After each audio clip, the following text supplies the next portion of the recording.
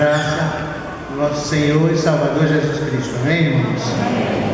Felizes, estamos novamente reunidos em volta da palavra do Senhor.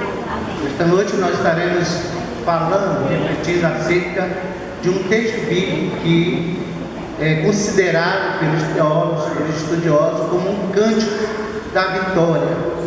Mas antes que alguém possa fazer qualquer alusão ao que vai acontecer até domingo, eu não quero dizer que eu estou tratando da vitória, no sentido da seleção. Mas nós estaremos falando do cântico da vitória, enquanto nós, como crentes em Cristo Jesus e como crentes que já convivemos com a vitória, sabemos lidar com a vitória, mas que a palavra de Deus nos conclama a refletirmos a respeito desta vitória que nós vivemos, que nós estamos envolvidos com esta vitória. Texto de Romanos, capítulo 8, versículo 31 ao 39. Os irmãos poderão acompanhar na Bíblia, pelo data show ou pelo seu celular. Estou começando a me envolver nessas tecnologias novas de usar a Bíblia usando a Bíblia no celular. Os irmãos já têm, muitos usam, e também nós temos que começar a pensar nisso. Romanos capítulo 8, versículo 31 ao 39. Que diremos, pois, à vista destas coisas? Se Deus é por nós, quem será contra nós?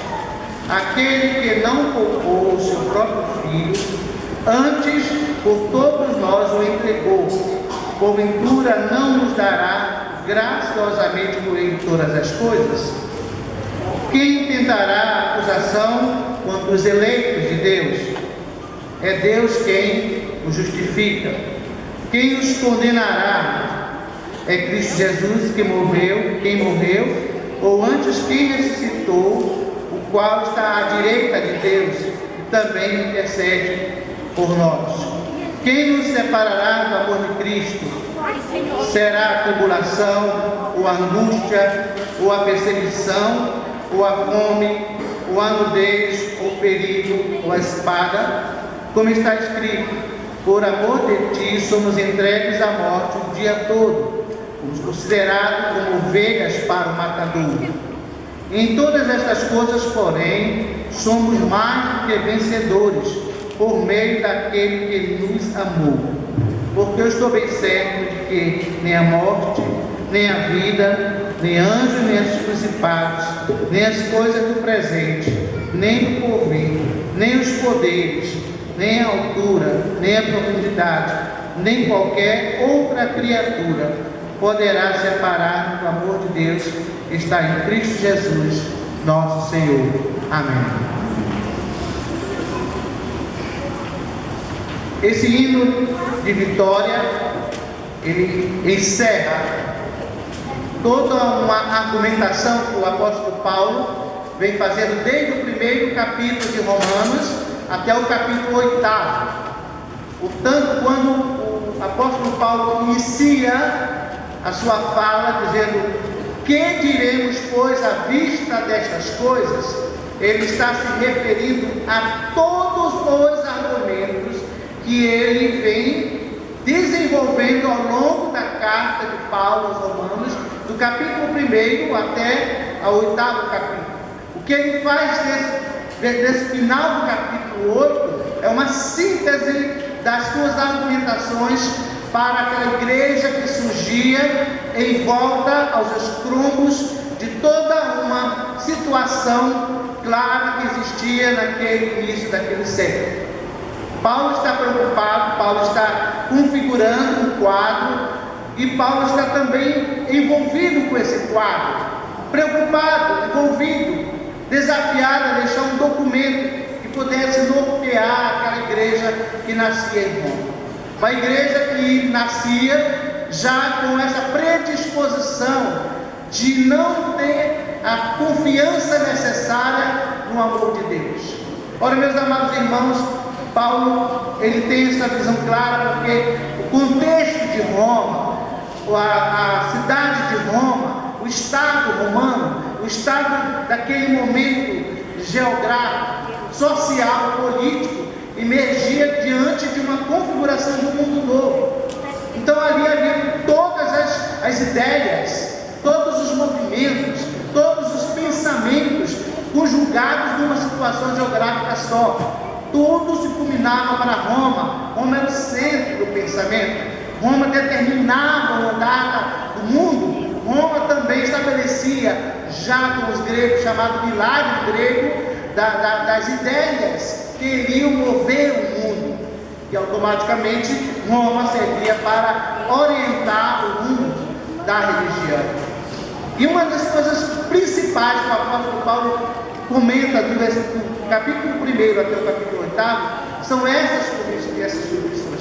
Que diremos, pois, amados irmãos, à vista de todas essas configurações, dessa textura que nós estamos vendo de uma realidade de mundo? O que é que nós podemos dizer? Paulo está dizendo para os irmãos, que diremos, pois, à vista de tudo isso? Porque Paulo vem falando do Evangelho. E quando ele fala do Evangelho, Paulo vai precisar falar da graça, vai precisar falar do amor de Cristo, e vai ter que falar da morte e ressurreição de Jesus Cristo, e vai ter que também falar que a igreja é uma igreja vitoriosa, que a igreja é uma igreja que rompe e vence com Jesus Cristo. Mas, meus amados irmãos, não é tão fácil como nós às vezes pensamos. Quando nós olhamos para a igreja hoje, nós ficamos felizes em vermos como a igreja, no sentido geral de igreja, está avançando. Nós temos muita coisa boa à nossa disposição para nós podermos avançar, para nós podermos entrar no mundo, para nós podermos se solidificar como uma igreja vitoriosa. E ao mesmo tempo nós temos também adversidades que estão atrapalhando a vida da igreja no seu avançar como igreja vitoriosa. Pai, meus irmãos, que mesmo nós tendo hoje no Brasil uma igreja vitoriosa, uma igreja que dispõe de toda uma tecnologia a seu dispor, que dispõe de todo um centro de referências teológicas, que dispõe de igrejas grandes como a nossa, e que dispõe de mecanismo para avançar e ser vitoriosa. Quanto mais nós crescemos no Brasil, mais aumentou consideravelmente a nossa incapacidade de gerir a violência que nós estamos vivendo. É um paradoxo. Como é que nós crescemos com o Evangelho? Nós temos todo o poder de persuasão, nós temos toda uma parafernália que nós estamos usando de mídia, de igrejas grandes, de tecnologias. Como é que tudo isso nós estamos crescendo e avançando, mas o Brasil também alcança nos índices maiores de violência, de destruição e de perseguição e totalmente envolvido no pecado? Parece uma contradição. Paulo, quando ele está falando dessa perseguição da igreja que está nascendo, ele está dizendo: que diremos, pois, à vista dessas coisas? Que coisas são essas que Paulo está querendo nos chamar a atenção? Paulo queria primeiramente chamar a atenção da igreja a respeito das realidades que essa igreja estaria necessitando para ser uma igreja vitoriosa, para ser uma igreja plena na sua realização. Ela estava nascendo, ela precisava entender como lidar com essas coisas, como nós hoje, como nós podemos lidar com tudo que nós estamos vendo, ouvindo e experimentando como igreja de Jesus Cristo. A primeira realidade que Paulo tenta mostrar para aquela igreja é que não há uma condenação mais por causa da morte e ressurreição de Jesus Cristo. Parece que nós estamos falando uma coisa muito simples, simplória até, mas naquele momento Paulo estava dizendo para aqueles irmãos e para nós ainda hoje que nós somos um povo que necessitamos aprender a conviver com esta eficácia, ou seja, com a condenação que é nos imposta pelo pecado e tudo isso que vem ao nosso redor, e ao mesmo tempo olharmos que essa condenação já não existe, porque Jesus Cristo morreu e Ele é redentor de todos aqueles que creem. Quando nós começamos a aprender, a aprofundar nisso, nós vamos compreender a dimensão dessa convicção. Há uma realidade imposta que nos impõe como condenados que somos. O pecado está aí para nos condenar. Nós temos um sentimento de culpa muito forte, de condenação, e às vezes nós nos apropriamos e esquecemos que não há mais nenhuma condenação para os eleitos de Deus. Amém, irmãos? É preciso a gente declarar isso todos os dias, como igreja. Nós somos pecadores, nós somos pessoas que estamos vulneráveis, nós somos falíveis, mas não existe nenhuma condenação, porque Jesus Cristo já morreu, já ressuscitou por nós, e nós temos que declarar vitória todos os dias da nossa vida. Nós não temos que nos comportar ou termos atitudes derrotadas. Há muitas pessoas que fazem essas comparações. Diz que há times que entram em campo já derrotados, né? Eles entraram derrotados.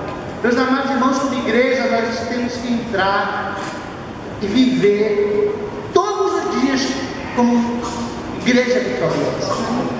Que diremos, pois, à vista dessas coisas que estão acontecendo ao nosso redor? Que diremos, pois? Nós diremos que já não há mais nenhuma condenação para aqueles que estão em Cristo Jesus, que o nosso Deus pagou por nós um preço valoroso na cruz, e que nós temos que declarar isso todos os dias das nossas vidas, para que o inimigo não venha colocar no nosso coração, na nossa mente, na nossa trajetória, crentes derrotados por si mesmos. Essa é a primeira realidade que Paulo traz para aqueles irmãos e irmãs. Eles necessitavam ver que a obra que eles iam realizar no mundo era uma obra maior do que eles podiam imaginar. Há um livro chamado A Igreja é Maior do que Nós Pensamos. Isso é verdade. Às vezes nós temos uma visão tão pequena de igreja, tão reducionista de igreja, que nós operamos a igreja e somos igreja a partir desse referencial reducionista, porque nós achamos que nós não temos o poder necessário para sermos uma igreja vitoriosa diante do quadro que nós estamos enfrentando. Nós necessitamos ter em vista esse primeiro critério que Paulo leva. A segunda coisa que Paulo fala do capítulo 1 até o 8 Romanos: que diremos, pois, à vista dessas coisas? Paulo então chama-nos a atenção para o critério da aceitação da verdade. Aqueles irmãos precisavam entender que havia uma verdade, e essa verdade ela é única para nós sermos vitoriosos. Meus amados irmãos, o Evangelho é a aceitação plena dessa verdade. Se nós não aceitarmos plenamente o Evangelho como verdade, como seres redimidos através da ação de Jesus Cristo, da morte de Jesus Cristo, da ressurreição de Jesus Cristo, nós não estamos vivendo o Evangelho na sua plenitude. Por isso nós somos derrotados.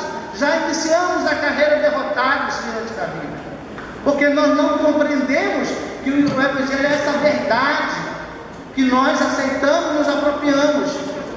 E essas outras coisas que acontecem ao nosso redor como igreja, como crentes em Cristo Jesus, acontecem, mas nós temos que compreender, nós temos que aceitar que nós não aceitamos apenas uma religião, nós não aceitamos apenas uma instituição como igreja, nós aceitamos uma verdade para viver, e essa verdade vai nos levar a vivermos plenamente em Cristo, e essa verdade é em Cristo, que nos redimiu.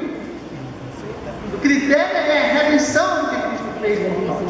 Paulo inicia assim, dizendo para aqueles irmãos: olha, meus amados irmãos, aquele que não poupou o seu próprio filho, Olha, meus amados irmãos, Paulo vai agora fechar os seus argumentos no capítulo 1. Ele falou: olha, amados e queridos, o próprio Deus, Ele não poupou o seu Filho, mas o entregou. Ou seja, essa verdade, ela precisa ser entronizada no nosso coração. Deus está no comando das nossas vidas, porque Ele não poupou nem seu próprio Filho. Não poupou. Ele entregou o seu Filho por nós e nos deu graciosamente todas as coisas. Essa é a verdade que nós cremos, essa é a verdade que nós proclamamos, essa é a verdade que nós vivemos. Não existe meia verdade. O Evangelho é uma verdade completa. Quando a gente afirma lá, o seu caminho, a verdade e a vida, nós estamos pegando a cerne, a essência do que é viver o Evangelho. Paulo está dizendo isso. Quem compreender essa verdade vai viver por essa verdade e vai estar dimensionando a sua vida de vitória. A segunda coisa importante que Paulo chama a atenção são as 3 perguntas clássicas que Paulo, como argumentador, legista, homem culto e homem que sabia lidar com essas especulações, porque essas especulações estavam na igreja primitiva e atravessou e atravessa até os nossos dias. Elas estão batendo na nossa porta, às vezes nós, não sabemos como responder. A primeira pergunta é: quem tentará acusação contra os eleitos de Deus? Quem vai nos acusar? Quem pode nos acusar? Quem tentará acusação? Havia todo um sistema montado. E era difícil para aquela igreja que nascia no contexto romano, aonde havia toda uma manifestação clara de luta do Estado romano com uma igreja que nascia. E essa acusação, ela vinha em forma de quê? De acusação, para tentar olhar aqueles irmãos, aquele grupo que estavam ali reunidos e acusar. Saber que eles estavam querendo fazer uma revolução, a intimidação. Meus amados irmãos, hoje nós somos intimidados por uma série de fatores que estão presentes na nossa sociedade. Nós estamos intimidados por medo de nós sermos crentes em Cristo Jesus. E a sociedade, ela vem para cima de nós com tudo que ela tem para chegar em nós. Ela usa a mídia, ela usa os próprios poderes terrestres para dizer para ela: vocês não vão avançar, vocês não são vitoriosos. Sabe por quê? Porque nós vamos entrar e vamos colocar vocês e vamos acusar vocês de que vocês estão fazendo, que vocês querem fazer uma revolução.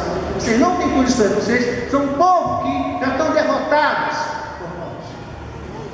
E Paulo vai dizer: quem tentará acusação contra os eleitos de Deus?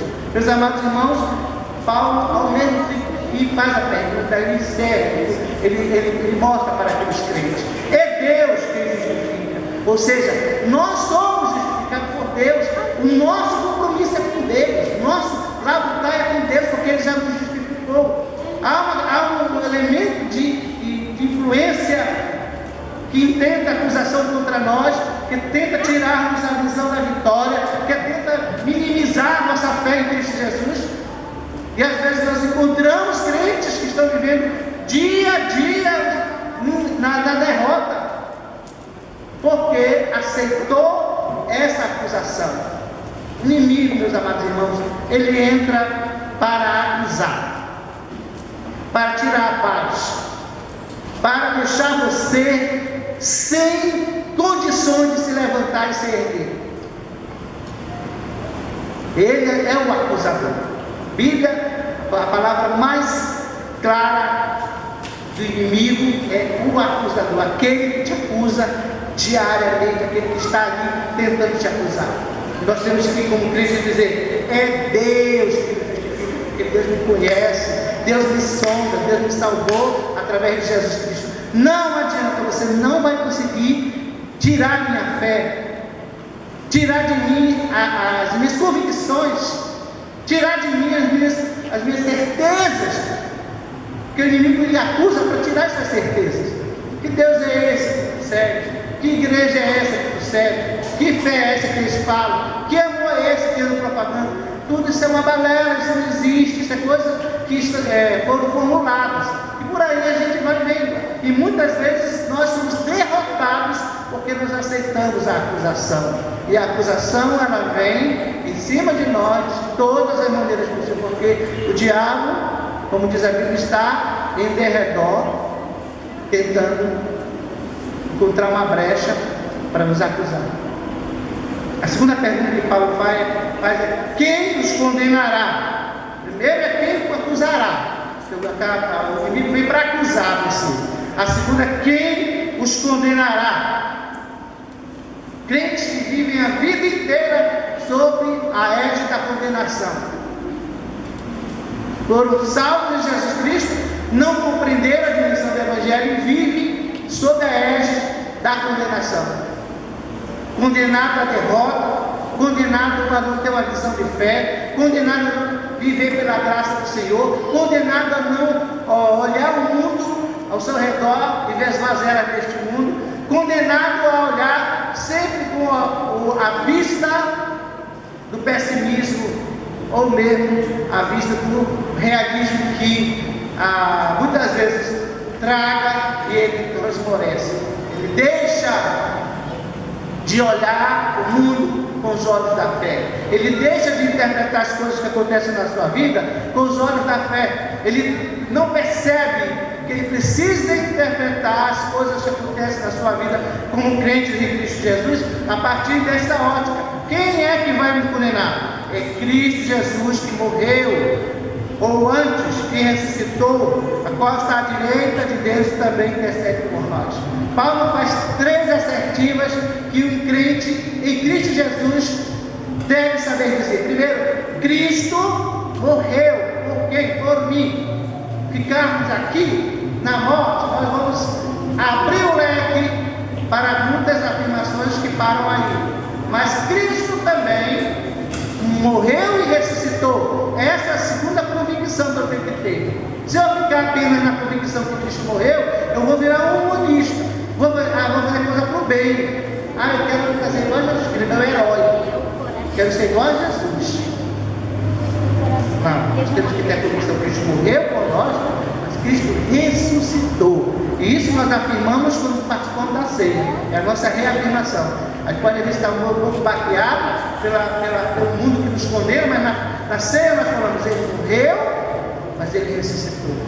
Mas não para aí. O crente não fica apenas: Cristo morreu e ressuscitou. Palmas, glória a Deus. Eu quero morrer, não. Ninguém aqui quer morrer bem para o céu agora, não. Porque quer ser ressuscitado, não. Meu irmão, amanhã vamos fazer um enterro coletivo. Não, ninguém quer. Por quê? Porque quer viver. Nós somos salvos. Deus colocou para nós vivermos plenamente a nossa fé.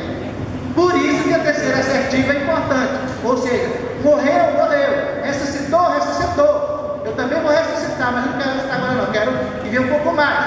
Mas Paulo diz: irmãos, Cristo morreu, ressuscitou, está à direita de Deus, intercedendo por nós. Ou seja, é um Deus que nos acompanha, é um Deus que nos assiste, é um Deus que está ao nosso lado, é um Deus que vai conosco na caminhada.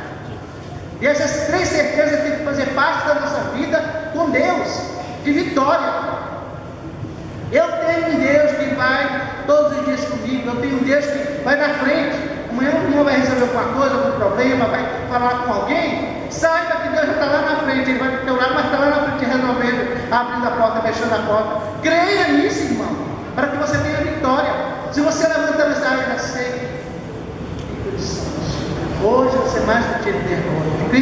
O sol está quente demais, está ventando demais nessa cidade, é um calor. Você já começa afirmando expressões negativas.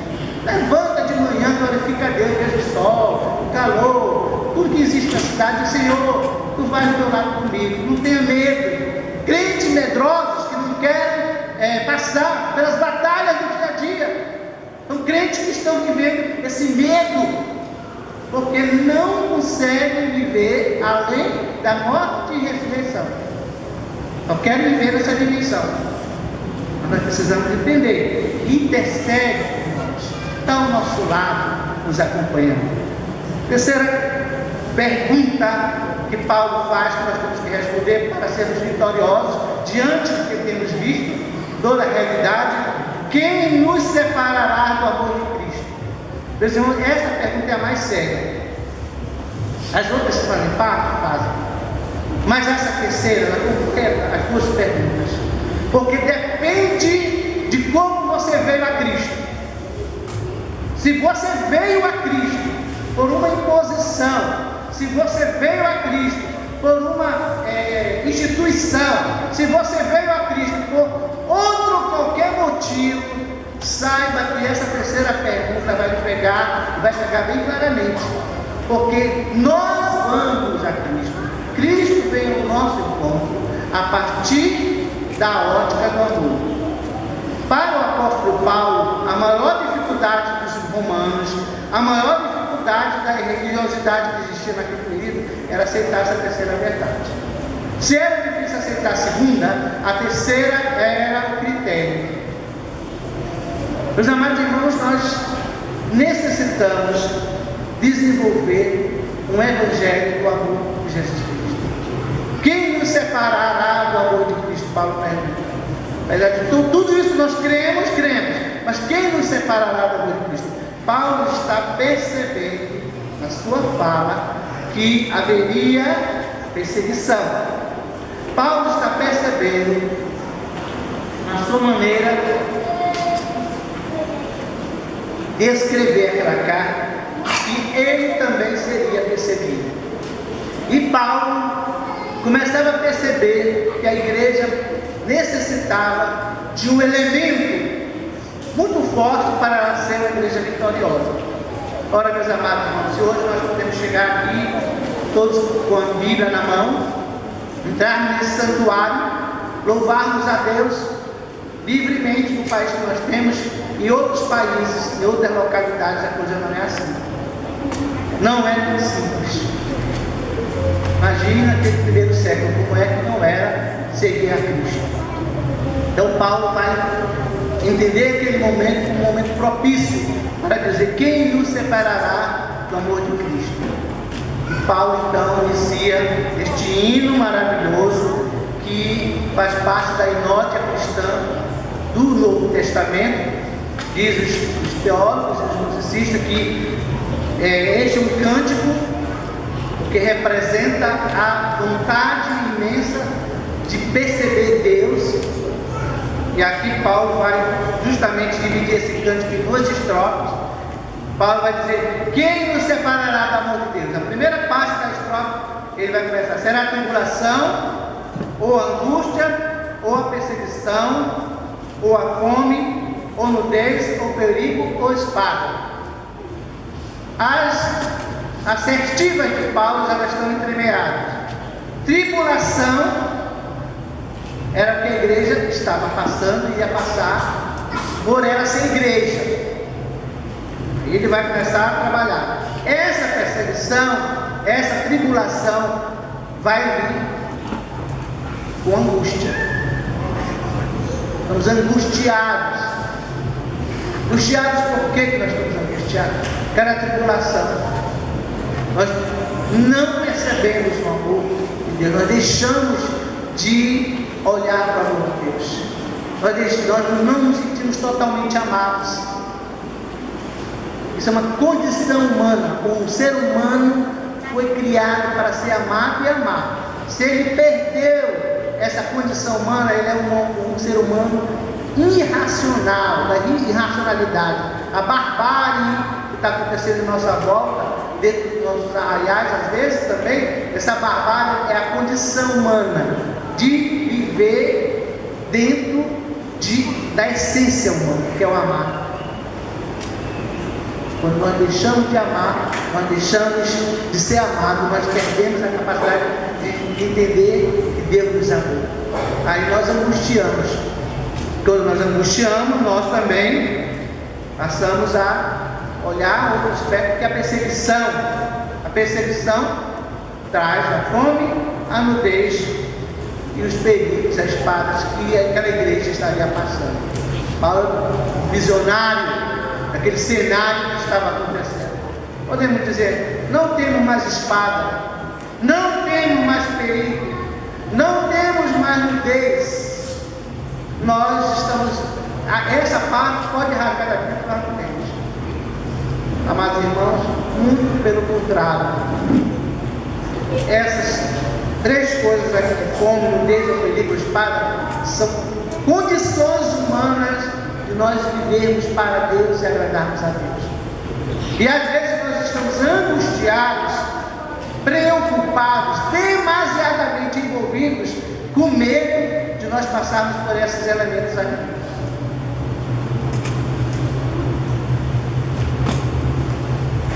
Uma vez o pastor Toninho foi parar na África, e numa conferência ele estava marcado para 5 horas da tarde, e ele foi pregar naquela cidade, uma cidade da África. E aí, quando ele chegou para pregar, o pastor que estava dizendo a palavra falou para ele: pastor, esse povo todo está aqui, está desde de manhã esperando ouvir a mensagem de Deus. E ficou, poxa vida, né? Querendo ouvir a palavra de Deus. O Senhor tem o privilégio de se orar. E aí o pastor ficou muito feliz de ver aquele povo desde de manhã cedo esperando para ouvir a mensagem. Quando ele foi entrando para pregar, o pastor que estava dirigindo falou: este povo só tomou o café da manhã aqueles que tinham que comer, e aqueles que não tinham estão aqui também. O pastor ficou tão preocupado no seu coração, ele ficou tão triste com aquela realidade de ver milhares de pessoas querendo ouvir a palavra de Deus, e aquelas pessoas já tinham tomado o café da manhã, porque eles estavam vivendo um estado de sobrevivência total. A realidade do mundo hoje. Nós lutamos, nós corremos atrás, nós queremos ter essas coisas longe de nós. Os que nós corremos, os que nós estamos vivendo um dia a dia, correndo atrás dos bens materiais. Paulo está falando nisso. Nós precisamos entender que essas coisas não podem separar da mão de Deus. Nós podemos ter essas coisas para o nosso dia a dia, mas essas coisas não podem nos separar da mão de Deus. Porque senão nós vamos amar mais as coisas do que amar a Deus.